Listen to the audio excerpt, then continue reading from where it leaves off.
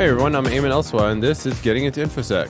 I can't believe this is my 10th episode. It's been an amazing experience for me. No matter who I talk to, everyone has a different experience in how they got into Infosec, so I'm really glad I started this project. Today, my guest is InfoSteph. And every time you ask somebody, how did you get into security? It was not anything like the last person that you asked. Everybody's answer was completely different. Steph is a security analyst for a retail company as a team of one. And the type of person that I am, I can't fully commit to something without getting my hands dirty. She has a background in journalism and web hosting. It's Stephanie's life work to encourage and fight for more diversity and inclusion in tech spaces for more innovative and original collaboration. There's a lot of times where I will answer a question and it's triple checked or I'm corrected, even though what they've corrected me to is the exact same thing that I said. She also hosts virtual labs via Women In Tech-a-thons. So this week in InfoSec education, I wanted to highlight a couple websites. One was Hack EDU. The website, although it's paid, and I always try to highlight a website only if it has a free tier, this website has a couple challenges that you could try out, different web vulnerabilities. So you could try everything from trying to get the Etsy password file to stealing Bitcoin. What I found really cool is that it has a proxy built into the browser and everything. So it's not like you have to launch Burp or anything like that, but everything is built into the browser. It was really cool. I was kind of happy to see it. The other one is openbugbounty.org. So as you know, one way to kind of test your skills out is to participate in bug bounty programs. So you have HackerOne and BugCrowd, but then there's also openbugbounty.org. So again, of course, do everything through the website, do it legally, but this is a good way to either see other vulnerabilities that are out there and learn from them, or trying to find vulnerabilities out there and taking a stab at it and maybe getting paid as well. As always, I don't take any sponsors. I don't have any ads, except for my spoof ads, of course. This is just coming from my own. I find it useful, so I'm sharing. If you benefited from these conversations, then let me know. I'd love to hear your feedback. If you think any of these conversations would help someone else, then let them know. They might thank you for it. Hey, guess what? I wrote a book. It's basically a brain dump of what I would say if you sat me down for a couple hours over coffee. It covers history, culture, a sampling of positions that are out there, emotional intelligence in the field, which is a big favorite of mine, and what's necessary to be done to help accelerate getting into the field. It's very action-based. It's available on Amazon. Go and check it out. Link is on the main page or in the show notes. You could also go to book.gettingintoinfosec.com. All right, on to the show. Hi, Stephanie. Welcome to the show. Thank you so much for having me. Glad to be here. Yeah, very exciting. I think you're new to the InfoSec industry, from what I understand. Is that right? Yep. Only about 5 months in. Wow, that's Yeah. amazing. So let's start there. Maybe you could tell us what you do today in InfoSec. Okay. I am a security team of one, meaning I'm the only security analyst on staff. I do the business side of security as well as the technical side. Business side might include evaluating solutions and trying to make sure that our posture is good, coming up with different policies that contribute to our security maturity plans, internal audits, and that kind of thing. And then the technical side, obviously, is the day to day managing of alerts, threats, anything that pops up, more of the reactive side of security. So Right.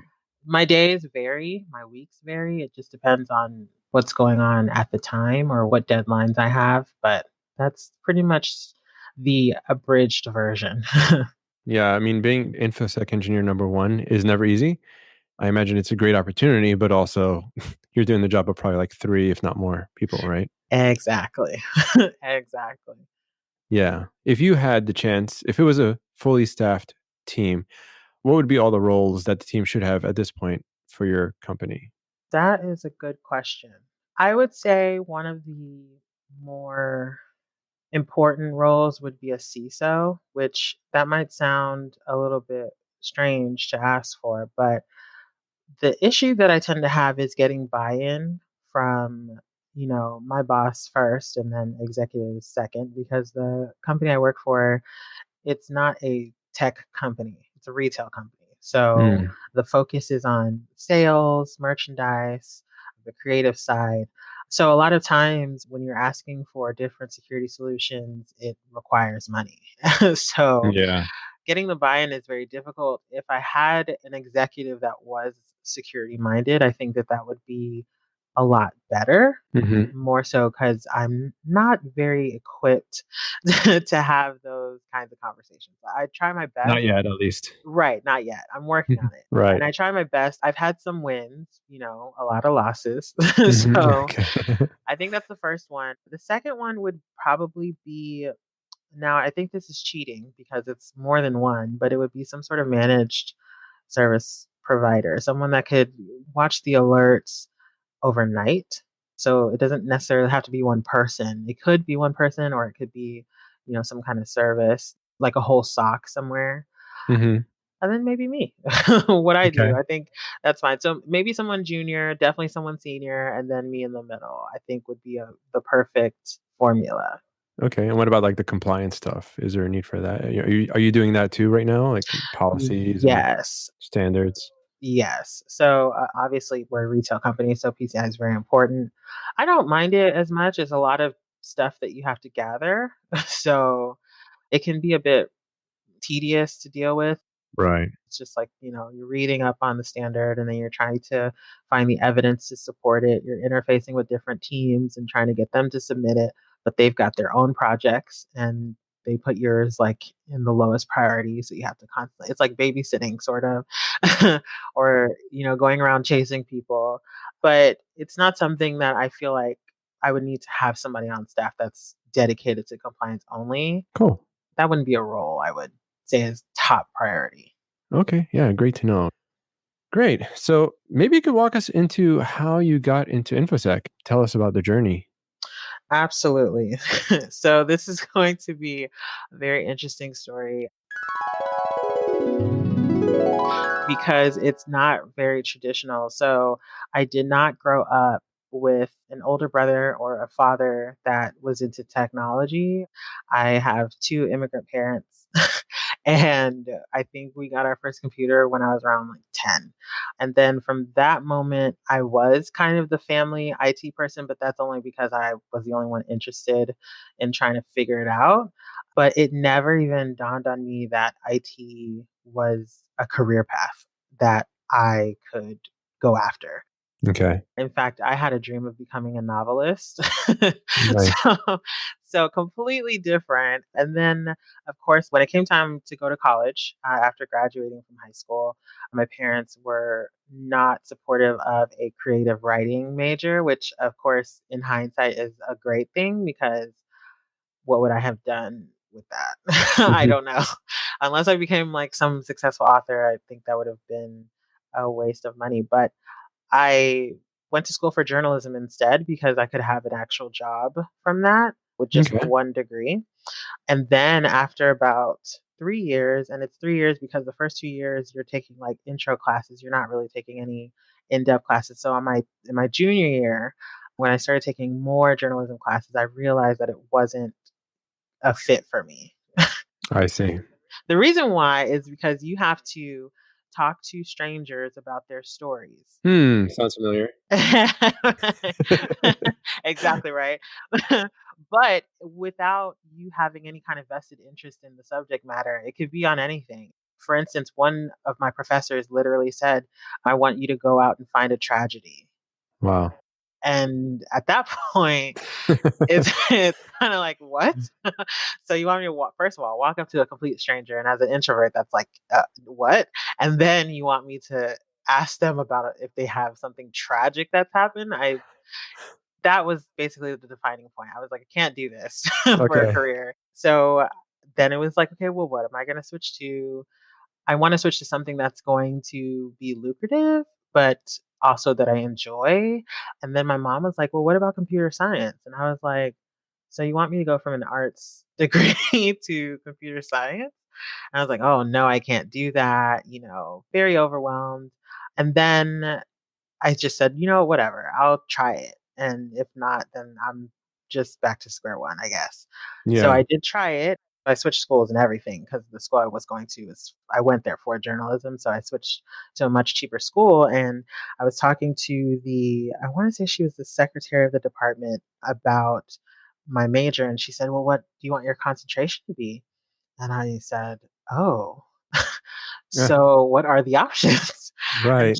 she said, well, there's software programming, there's just your standard computer science with no concentration, or you can do information assurance slash digital forensics. Oh. And of course, I was like, that sounds amazing.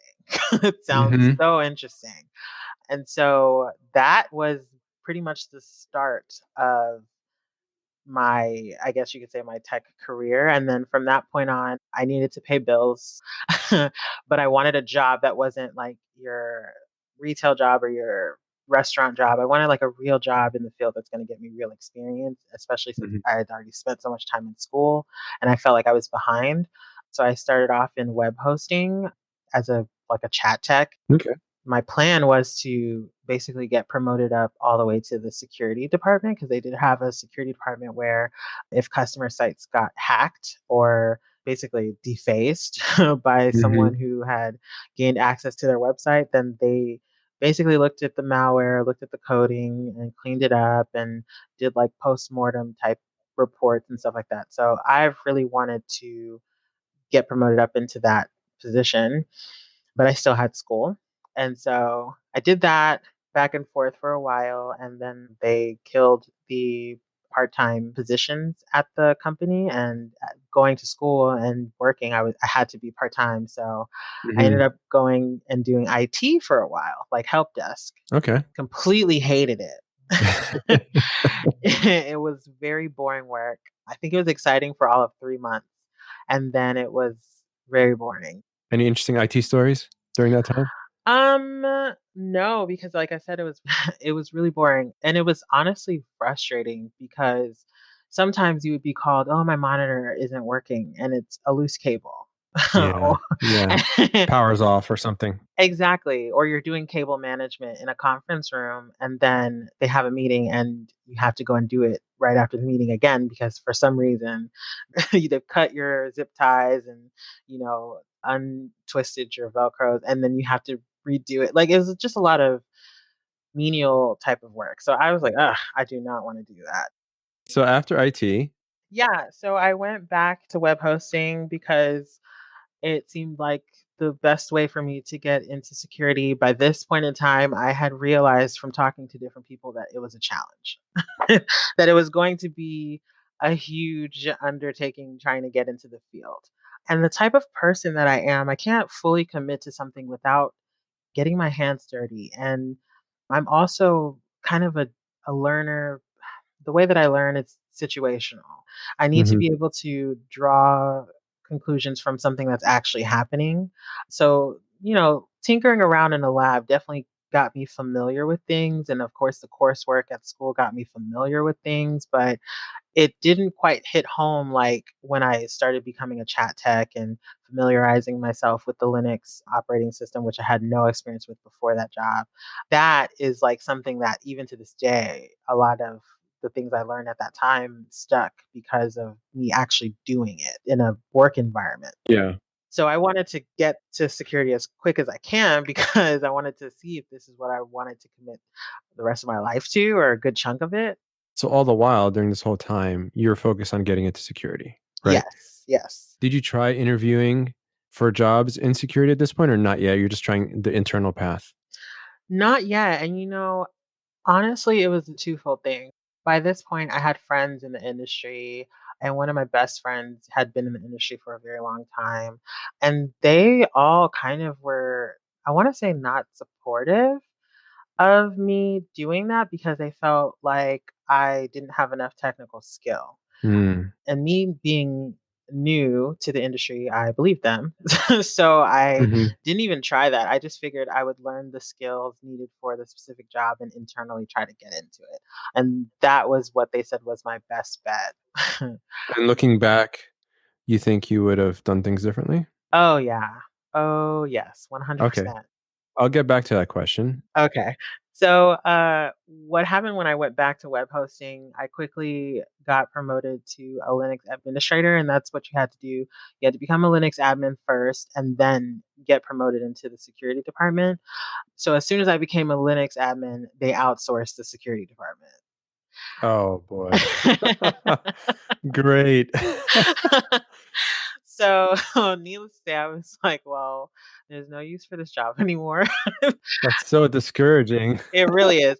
And even getting to Linux admin, like I spent a long time studying the Linux Plus material because for the junior techs, they used aliases for a lot of commands or scripts. Mm, So really doing things manually, breaking down the alias and seeing how it runs and then doing it manually and not using the wrapper commands. That was what I did to train myself to become a Linux admin. So I'm like, at this point, I'm like, yes, I finally did this.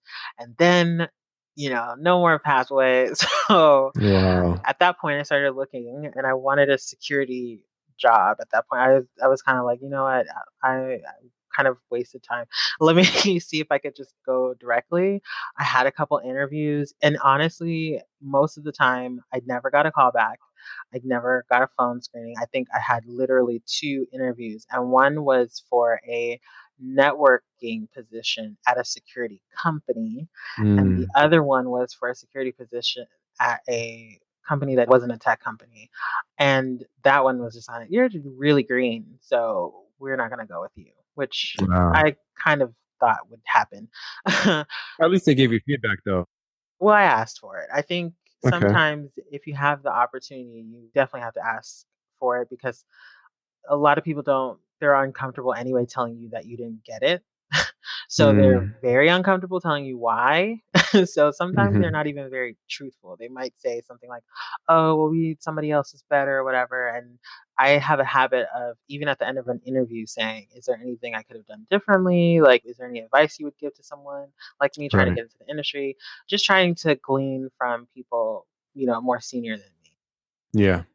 So I ended up getting a job at a security company, but not doing security as my main thing. Okay. My hopes, again, was to get promoted into security. And so there my year began. Was studying and trying to keep myself abreast of security knowledge and, talking to people in the security department. There was some like politics in the company that kind of prevented the transition that I wanted. Instead, I was promoted, but within my own department. So I didn't get to go over to security. But what I did was we had a vulnerability scan tool. And so I just tried to work with that. Our SOC at the time didn't really manage or support the scanning tool. So after the scan, it pretty much spits out a report of what your vulnerabilities are and then, do with it what you will. But sometimes customers would have questions and I would try to equip myself to answer those questions and read about the CVEs that are being caught and what's common, what's not common, that kind of thing. And then I enrolled because I had taken a break from school because I was just like, I'm spending all this money. I still don't know if security is for me. I'm not really sure. Mm, And it's really hard. It's kind of like what doctors have to do before they become a doctor. You have to know deep, deep, deep down inside that that's what you want to do because you're right. going to commit an enormous amount of time getting there and to go through 8 years of schooling and a year or two of residency and then decide, I actually hate this. Wow. You Yeah. It happens, right? It happens. Exactly, Yeah. exactly. So I didn't want to do that. Both of my parents are in their second careers. Actually, my mom's in her third. So Wow. I wanted to avoid that, needless Okay. to say. Okay. But I had enrolled again, but this time I enrolled with Western Governors University. It's an online school, and your coursework is also certification. So the CCNA, you get course credits for that. Okay. So at the end of my program, you would have 9 certs as well as a degree, which I felt like was better. There's a whole long story I have about what I feel about the curriculum for Mm, tech and the options out there, but it's definitely changing. But at the time, the WGU degree program was better fit for me, especially right. since I was working at the same time as going to school. It would just help me get better jobs while I was schooling as opposed to waiting until I finished school to get a better job. Hmm. So finally, at the top of the year, I get my Security Plus and my Network Plus. And last year, I got my A Plus. It's a part of the school curriculum. Okay. It didn't do much for me. It didn't do Oh, much. It didn't. okay. But last year, I was gonna give up on the entire industry Wow. completely. I was done Wow. because I told you about my non-supportive friends. Oh, right, right. Yeah. So, and just how they were saying I was, being a little bit too ambitious and that I should temper my expectations, that kind of thing, which can be good advice depending on what the person's attempting to do. But I don't think it was good advice for me. Mhm. At this point, you weren't attending any conferences or anything like that yet, right? No, no. I Okay. was completely unaware Right. of every one of them. I didn't even know they existed. I had heard about DEF CON. That was pretty Mhm. much the only one I heard about. I didn't know that there were so many. Yeah. And I didn't even know about the community outside of work. Oh, okay. Yeah, so those friends, they never went to conferences, they never really did. It was pretty much their own bubble, so I thought that that's what IT was your own bubble that you create from your jobs and your past jobs. I didn't know that there was a whole other way to network outside of that. Yeah. So when I thought about quitting, I'm not comfortable with the idea of quitting. Okay. So Yeah. I decided to reach out to people in the industry, and I wanted to reach out to a woman in the industry that, was further ahead. And then I found Kirsten Brazier, who is my mentor.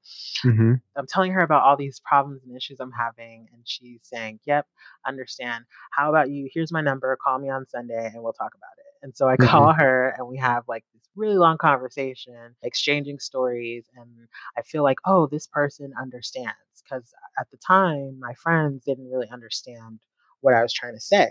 Mm. Mhm. So she understood and she kind of said, there's a whole world out here. It's not just this and it's not always going to be such a struggle to get in. You just have to, do a number of different things and change your approach. Right. So she was like, you need to start a website or a blog that you can, publish stuff to, get on Twitter. There's a community on there. Maybe go to HughesecCon, which is the Houston Security Conference. And so I started doing the things that she told me. That's awesome.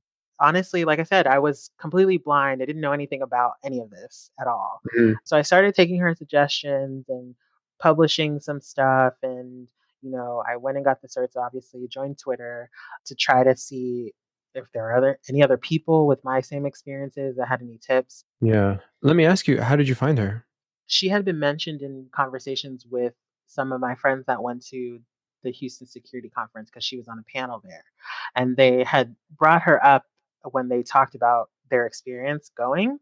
And so I don't know why, but that day I just happened to remember her name because I had one conversation with two different people. So I had two conversations where her name was just brought up casually. Mhm. And somehow this day, like I just remembered, oh, there's the Kirsten woman that they were talking about. Maybe I can reach out to her, just hoping that she would be approachable because you never know. Yeah. So that's literally how it happened, just word of Awesome. mouth. Yeah. So from that point, things started like ticking up. I went to the Houston Security Conference. I was introduced to the conference lifestyle, which is a whole thing.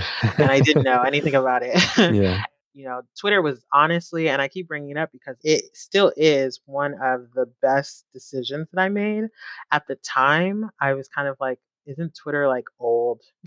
like, Uh, like, isn't Twitter out? Like, I think Instagram is still more popular or the most popular. It might be Facebook, but I think Instagram, Facebook are tied. And Twitter, I hadn't even gone on there in forever.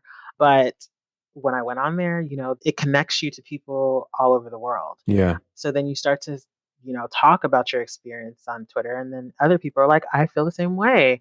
And there are discussions that you have, and you don't feel as alone in your experiences. You don't feel as alone in your struggles. So many people are trying to get into the industry and facing the same issue of, I've done all these things that people have told me to do, and it hasn't gotten me anywhere. And the bar kept moving too. People would say, if you get a cert, you'll get a job. I would get the cert. And they said, well, we never said that that would get you the job, just that it would be good to have, just Yeah. the kind of inconsistencies about it. And every time you ask somebody, how did you get into security? It was not anything like the last person that you asked. Everybody's answer was completely different. When you want to be a lawyer, you go to law school, you sit for the bar, there you go. Like there's a plan. If you want to be a doctor, you go to medical school, you sit for your residency, there you go. Like, but there's no way to say how will I become a security analyst? It's just kind of like do a bunch of stuff until it sticks. Yep, exactly. Yeah, so then I ended up applying for this one job, the one that I have now, and I just threw it out there. I wasn't really sure. I had been applying to a bunch of them, and I'd had some screenings, but no in-person interviews. So I got this one through a recruiter, and I interviewed very quickly. It was within a week, and then they extended the offer, and I was like, Nice. "What?" Nice. And I think it helped that I had a website. I will say that because they were impressed during the interview.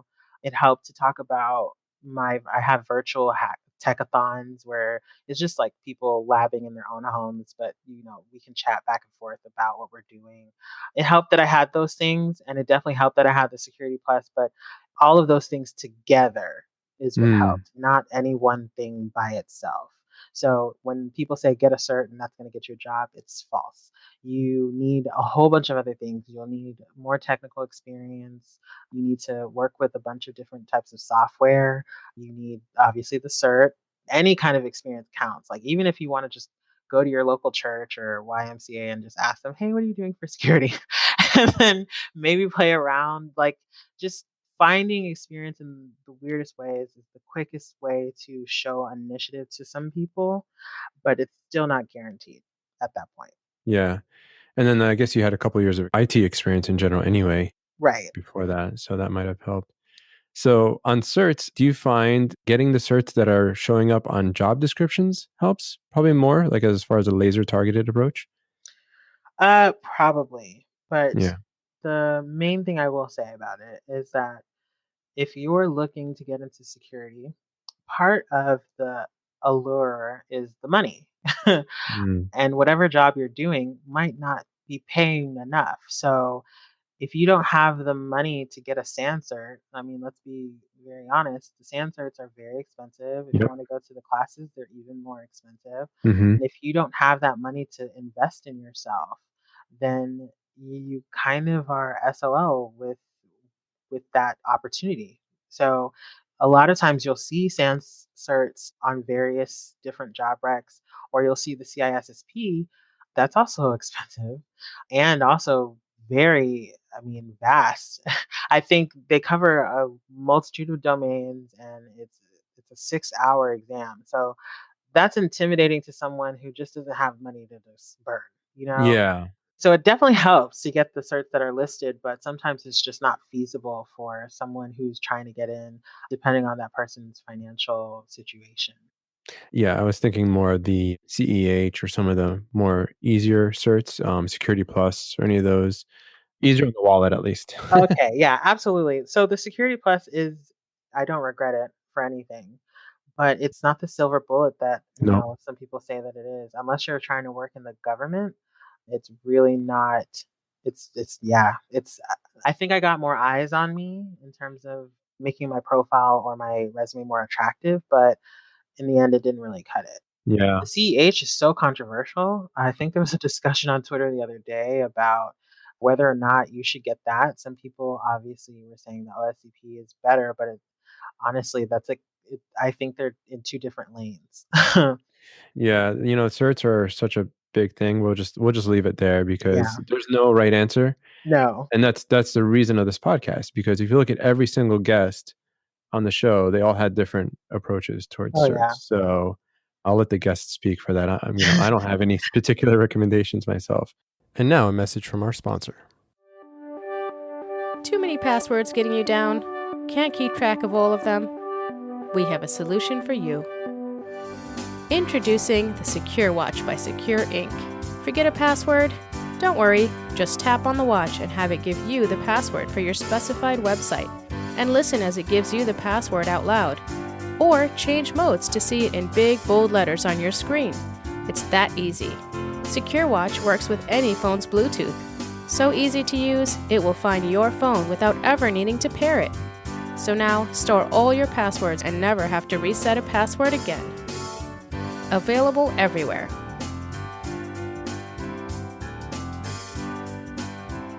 Looking back, if you had a chance to talk to InfoSec Steph a couple years ago, what advice would you give her that maybe would have helped fast track you into the security field? The advice I think I would give her is get a second opinion. Because if I had, I may have done things a little bit differently. Also, get a champion that is more senior in the industry than you. Because as soon as Mhm. that happened, like within a year, I'm a security analyst, because it was like a complete mindset shift. You start to look at things differently. So, getting someone who is older in the industry has kind of, overcome the mountains that you're trying to overcome was definitely an important piece of it. So, I would say get that a lot sooner, probably even at the literal point where I decided to switch from journalism to computer science. That is when I Mm. would have gotten some kind of support from someone who'd been where I'd been. Okay. So those two things, get a second opinion. People who give you negative advice, it's sometimes to protect you, but you also have to realize that people are projecting their own experiences onto you, and it might not be your experience. So definitely, take it and mull it over and understand what they're trying to say, but don't count yourself out before Mhm. someone else has counted you out. Yeah. Yeah. The only one that knows you is you, right? Right. So you had that ambition, you had that drive. Others might not have empathized with that necessarily or realized that, and like you said before, you'd like to take things to completion. Right. And do you think once you went to some sort of conferences that kind of helped skyrocket or kind of accelerate? Absolutely. So HughesCon was my first ever security conference. It was very overwhelming. And Mm. I say that because, like, as I mentioned earlier, I'm an introvert and I'm not really good with a bunch of strangers at the same time.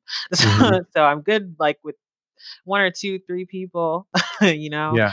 but a massive crowd is just so intimidating to me. So it was very overwhelming. Walk us through that experience.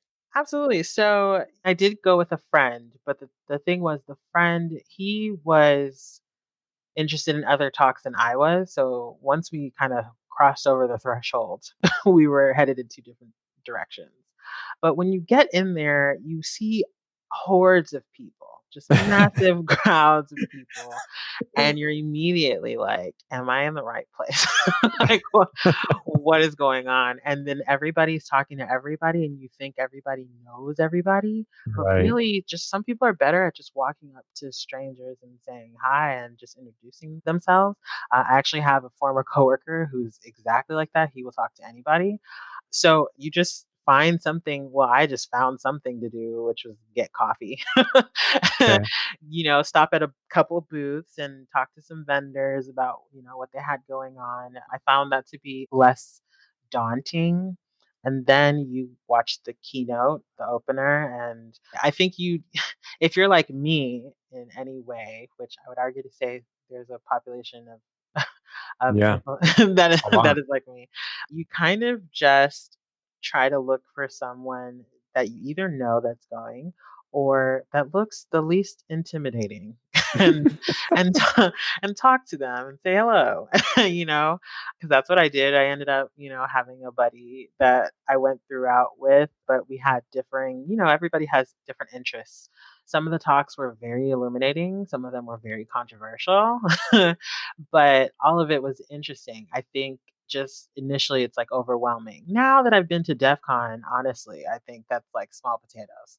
Right. Yeah. It's not a lot compared to DEF CON, but at that time I was like, whoa. I even cut out like around 5. I think it went on till like 8 because there was like a mixer or networking something, and I was like, oh no, I can't Yeah. do that. But it was a great experience.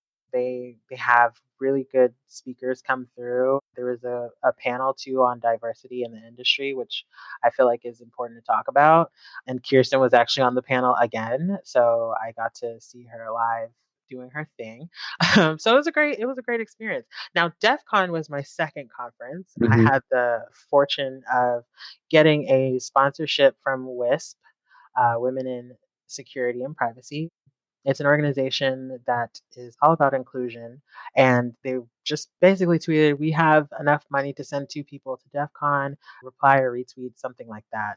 And then a lot of different companies said that they would sponsor people as well. So they ended up increasing that from like 2 to 57 or something like that. Wow. Yeah. So I ended up being one of the winners, and I was so excited because I had just gotten my security job.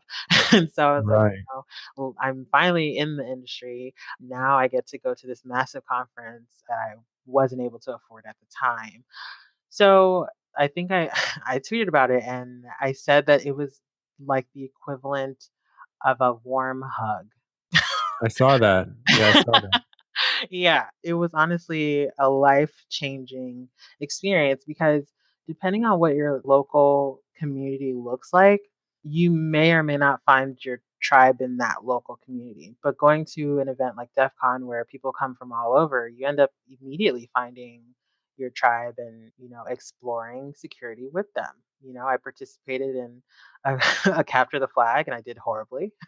Okay. But I got introduced by one of the other winners of the sponsorship. So it was just a bunch of nerds who are interested in security, who want to talk about what they've done in security and want to hear about what others have done in security. And you're just doing it in this massive hotel. I had never been to Vegas either. So you're Mm. doing this massive hotel. And I think everyone should go at least once.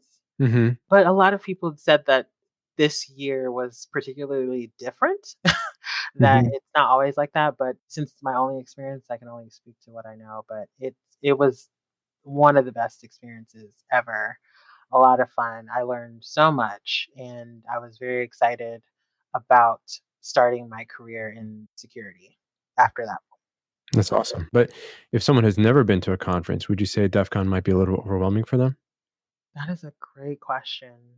Even now, even me with all the experience that I have, I still feel like that sometimes when I go to DEF CON. It's kinda weird because it's just so big now. Like, Yeah. I used to go to DEF CON and it was smaller and it was actually a little fun and, still is fun, but I would meet people. I've met some amazing people from DEF CON, don't get me wrong, but, it's like a sea. It's like an ocean there. Oh, yeah. Say you went without WISP or say without a group necessarily, right? It might be a little overwhelming, would you say, or no? Oh, yeah. If I went there if I went there with no one that I knew or had talked to previously, I think I even had a roommate. Oh, nice. So yeah, we split the hotel bill and, you know, she was one of the WISP winners as well. So I was not alone at any point. Okay. But if I went and it was by myself, yes, it would have been very intimidating. I wanna say I would have spent a good amount of time in my hotel room because of how intimidating it would have been. It's massive. I mean, it's like in the thousands of people, tens of thousands of people that are going, and then Vegas itself is also really busy around that time. So Yeah. it's the summertime in Vegas. I mean, and then you have this massive conference. It's a lot. If you've never been to Vegas and you've never been to DEF CON before, I would say start with a baby con first, Right. or try to convince someone to go with you that you know. It's a very interesting city, but it's overwhelming. Yeah. Even the hotels, I thought everything was bigger in Texas, but no, it's actually bigger in Vegas. Yeah. So, It's good that they have a DEF CON 101 track, so maybe yeah. starting there would be good. Yeah, if you okay, I guess I didn't think of it from that point. If you do stick to one track and just like stay in one area and then go to all the talks in that one, then you might not be as overwhelmed. Mhm. It's if Mhm. you have interests all over, like if you want to go to the ethical village or if you wanted to go to the social Yeah. engineering village, that's when it gets really too much. Yeah, I mean, it'd probably be good to watch the, DEF CON video, the documentary on YouTube, Oh yeah. or might not, I'm not sure. We'll see. I think any exposure before that is good. Yeah. So, Go on your local B-sides or anything like that. right. So you mentioned something about curriculum. If you had your ideal college curriculum, what would you advise for a college to put in their curriculum? That is a great question because I'm not 100% sure that there is one. I mean, Mhm. tech is already broad and then security is also broad. So there's a number of things to cover, but I think there's no reason why you should pay a bunch of money to go to a university for 4 years, get out, and then realize that everything that you learned, or most of the things that you learned, you cannot apply in the life that you choose. Yeah. And then you end up starting from scratch over again. There should be a more practical nature to the curriculum. Now, I'm going to say this, I'm not 100% sure how accurate it is, so I'll just have that disclaimer. But Hmm. I think a lot of the people that develop the curriculum are academics or have been out of the field for some time. Right. So, what they tell you to study, what they say is necessary to have a good grasp on things, is not always the case. Mm. And there's way too many of my friends who have graduated from, college and pretty much don't even use anything that they learned. So the only thing I will say is if you are a CS major, it will cause you to learn how to think critically, solve puzzles, but I think that there are more ways to learn how to do that. Hmm. So Yeah. rather than spending 4 years on something. So that's my thing on curriculum. I think the reason why I like WGU's program is because it includes real life certs that you will need in your career. Okay. So it's practical. When I leave, I have my CCNA, which is a pretty well sought after cert. People that have CCNA, I mean, you can get a job. That is one of the certs that you can get a job off of alone, in my opinion. Is that still the case? The CCNA? That's what I've seen. Oh, Yeah, really? Okay. that's what Okay. I've Because I had seen. a different opinion, but that's good to hear from your side because you're out there. Maybe it depends on locale. I think, yeah, because my coworker, he started, or my ex, he's no longer with our company, but he started his career in 2015, got his CCNA, and like a whole bunch of opportunities came his way. Oh, that's good to hear. Okay. I've heard that many times. Now, I did not go the networking route fully. I'm taking the CCNA because of my coursework, and I just think it's good information to have. But yeah, from what I've heard, CCNA is at least gets you into networking, and that it's a good transition if you're going to go into network security. Okay.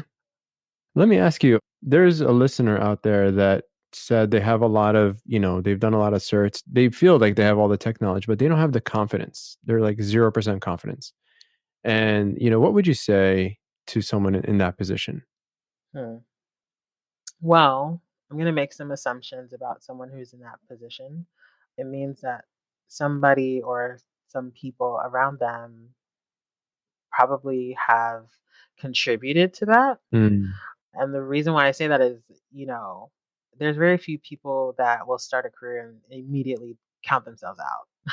Mm. So typically it's an experience that you have. Now, imposter syndrome is a real thing, but I don't think that imposter syndrome, I wouldn't say that someone with imposter syndrome doesn't have confidence. I would say that they just feel like they're not as far as, the people around them think that they Yeah. are.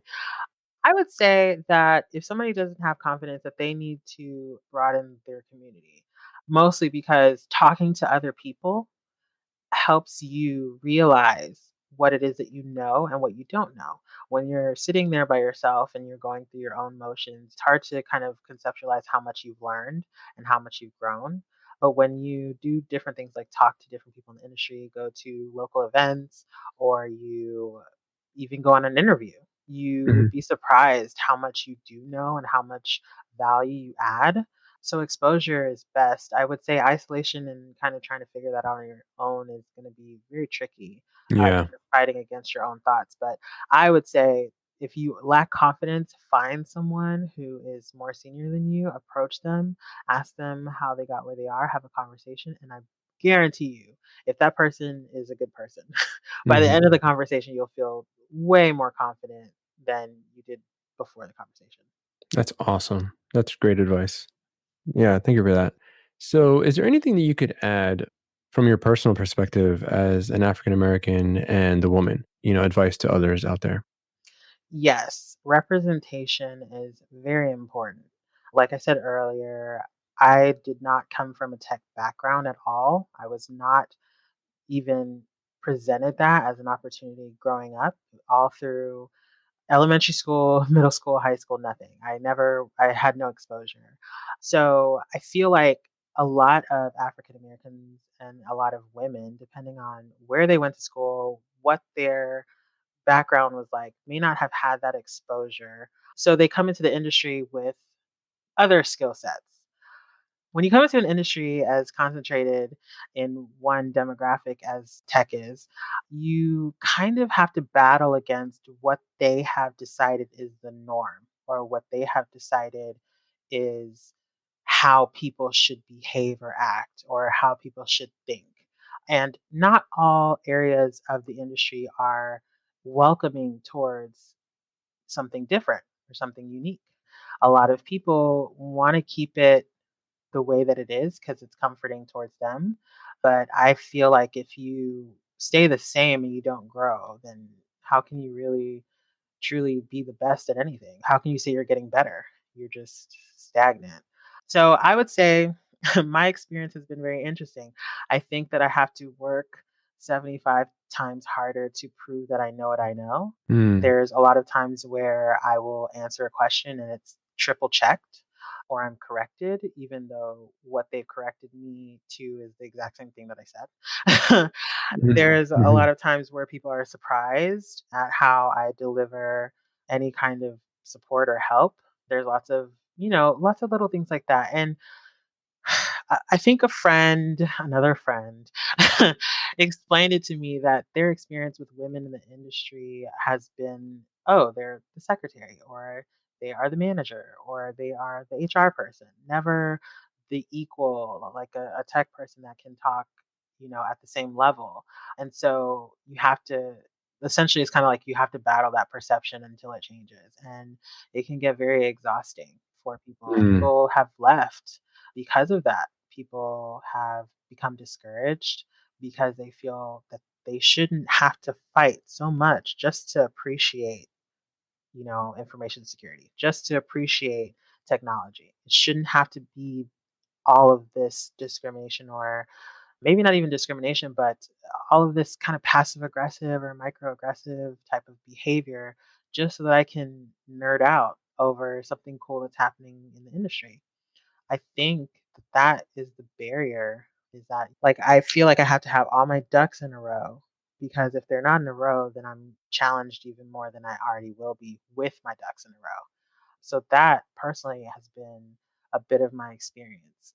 Another huge thing is being told what I want by someone Oh, else. interesting. Yeah. And it just constantly happens. Now, we've been on this podcast. I have a bit of a Valley Girl accent. So I think what comes with the territory of that is people not thinking I know what I'm talking about just because of how I deliver it. I've had to be more stern and aggressive. Mm. Assertive? Yeah, well, I would say it's assertive, but I've actually been called aggressive. Okay. I've been told my delivery is aggressive, and I find that it's anything but that. The reaction I get is a bunch of nonsense. But as soon as I'm what I call assertive or passionate, Mm. there's a step back, like, oh wow, this is too much. But then there's also the respect that just comes after that. After that, I don't have any problems. Maybe different in other areas, but that's what I've experienced here in Houston. Mhm. It's not all groups of people, it's not every single company, it's not even every single manager, but I would like to say that in all of my jobs, I have faced a bit of that.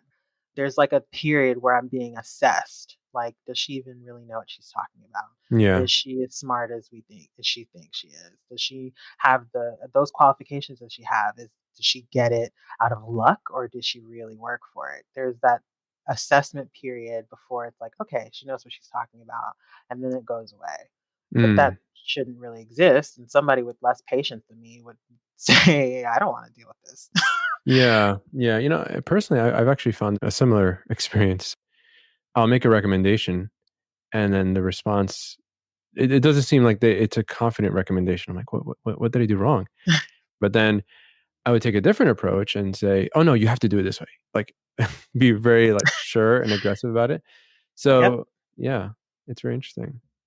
Yeah, it is. And I hate to be the person that is pointing it out because I find that there's a lot of people who would roll their eyes and say that and not acknowledge it and say it doesn't exist. Mm. But there's just a difference. Even in my last job, Hmm. when dealing with customers. We were a security company who supplied security services for other tech departments. Maybe Mm, not tech companies, but our customers are typically technical. right. Sometimes I would say something on the phone and they would not take what I said. They Oh, would man. swear it was incorrect. And I would grab a male coworker to Really? say the exact same thing that I said. And the person, first of all, their aggression goes all the way down to nothing. Hmm. And then they take the guy at face value, what he says at face value, and everything's all hunky dory. That has happened at every job where I've had to speak to someone on the phone. I'm always questioned. As a man, I think sometimes we don't understand this so much. I think it's good that you're saying this because I think there's a lot of people out there that, might not understand the situation, right? And it's through education, it's through empathy. I think a lot of people have good intentions, but they just might not know how bad certain problems are, right? Yeah. So thank you for sharing that. That's really helpful. On a lighter note, do you have any interesting war stories? Oh, wow. Interesting war stories. Yeah. Huh. Oh. Yes, I do. Okay. In a previous position, there was a moment where they merged two different groups together. One group was more customer facing. That's the group that I was onboarded into. And then the other one was more networking based. And they merged them together. And so the people that had more customer service skills had to learn the networking side, and the people that had the networking skills had to learn the customer service side.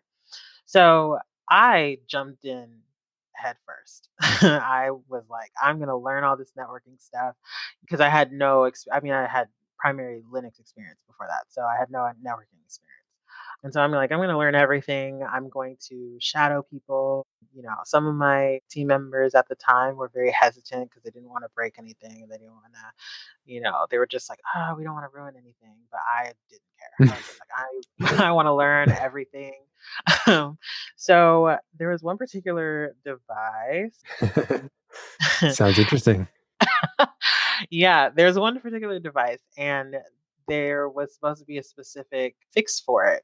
However, I read the run book a little bit wrong and I updated it, but it was a device that's in production.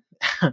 And the update, the update, obviously you have to reboot after. So it took so many websites offline. And I am sitting there looking at this. I'm in the CLI and I'm looking at the device like, oh my gosh, I'm looking at the GUI and the CLI and I'm like, wait, did I do something wrong? And I immediately like get up and I go find someone that was in an escalated team. Uh, And I'm like, I did this. This is exactly what I did. And everybody was like, wow, Stephanie, you just go ahead and take down the whole farm. Why don't you? And I was mortified. that feeling. Oh my god. Yeah. And then after that, in the run book, they put in big red letters not to update this type of device. That's hilarious. And yeah, I had to live with that. And they would make jokes for it months after, and I'd be like, so that's one thing I will say is I'm definitely someone who will dive in head first to learn something because learning is where I'm happiest Mhm. if I'm learning. But I'm not gonna guarantee that something's not gonna happen. But I will guarantee that I will immediately tell somebody about it. So yeah, after that though, I mean, it was funny because the more senior members of the escalated team would say, at least you're trying, and at least you told us about it instead of trying to hide it. And then next thing you know, we're, having to handle it in a different way. Yeah, So find out who did it or whatever if it's an attack. exactly. Yeah. Yeah. Yeah. I mean, looking back, would you say that there's some sort of entrepreneurial spirit that's necessary for getting into the InfoSec field? 'Cause that's what I'm finding out. Yeah, I would actually agree with that. I probably wouldn't have thought to put it like that, Mhm. but I think that's actually very accurate because whether you're selling a product or not, I mean, that is what it is, but you constantly sell yourself for a period of time. Even when you're in security, I think you have to have that kind of spirit. Yeah, I think you do have to sell yourself. You have to sell yourself on everything. You have to sell yourself to potential employers, to peers, to mentors, to mentees, coworkers sometimes. Hmm. I think there is an entrepreneurial aspect of being in InfoSec. And then also a lot of people do consulting on the side anyway to, make extra money or cash. So all of it feeds into each other. It's a very niche, skill set. So, Yeah. and it's in high demand apparently. So I feel like you have to you have Yeah. to have some of it. Yeah, I feel like in the pure sense of the entrepreneurial world, where, like you said, you have to try things, break things, try again, that Oh yeah. persistence Oh, you mean like in a startup way? in a personality trait. Yeah, absolutely. Because I mean, that's the only way you learn. And typically, I think that I would like to argue to say that the lessons that are best learned are the ones that resulted in a catastrophic failure. That's one you will never forget Mhm. because you're like, wow, I tried to fail so much. And I think in technology in general, that's part of the process. Failure, failure, failure, then success. But it's ever changing. So you'll constantly be failing out one thing or another to learn. Yeah, that's awesome. Well, we'll leave it there. Thank you, Steph, so much for coming on the show. I really appreciate your time, and maybe we'll talk in the future again. Thank you so much. I also appreciate you having me on. It's been a blast. Thank you so much, Stephanie, for coming on the show. It was great having you. Next week, my guest will be Yaron Levy. He's the CISO of Blue Cross in Kansas City and walks us through an incident that they had recently. 3 months into my job, we got a breach. I'm finding the show really eye-opening. No matter who I talk to, I'm always getting a different angle on getting into InfoSec. And so I'm just really having a good time interviewing folks, and I hope you have a good time listening as well. If you benefited from these conversations, then let me know. I'd love to hear your feedback. If you think any of these conversations would help someone else, then let them know. Today's music, chosen by Stephanie, is That Night in Your Car by Spaz Cardigan. See you next week.